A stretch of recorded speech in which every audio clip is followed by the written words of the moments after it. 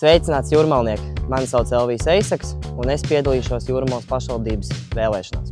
Mēs atrodamies Majoru promenādē, kur šeit vajadzēja būt projektam.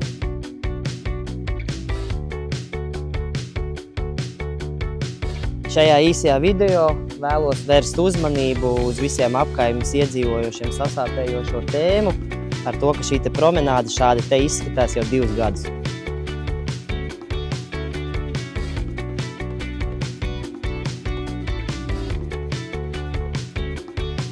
Šeit vislabāk var redzēt, ka projekts netika līdz galam pabeigts, būvnieks pazuda, neviens neko tālāk nav darījis.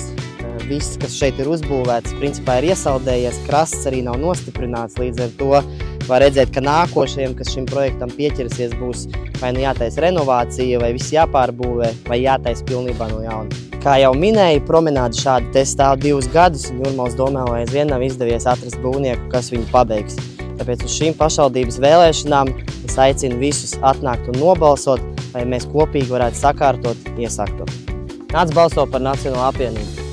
Balso par savējiem. Kopā esam spēks.